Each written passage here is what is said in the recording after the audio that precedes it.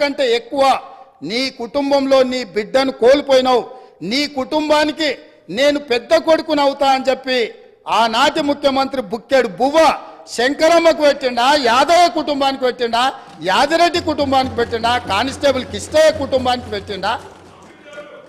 కానీ వాళ్ళ గురించి పట్టించుకోలే. ఈ కుటుంబంలో ఉన్న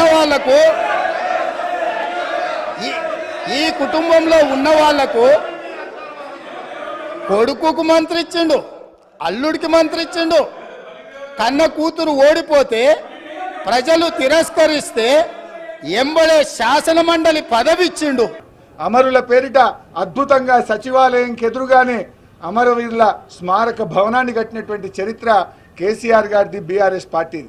అంటే సచివాలయంలో ఎవరు కూర్చున్నా ఎదురుగా అమరుల యొక్క త్యాగాలు గుర్తుండాలి, అమరుల త్యాగాలను ప్రతి నిమిషం గుర్తు చేసే విధంగా ఉండాలని అమరుల యొక్క మరి భవనాన్ని అంత గొప్పగా కట్టింది ఇవాళ బీఆర్ఎస్ పార్టీ.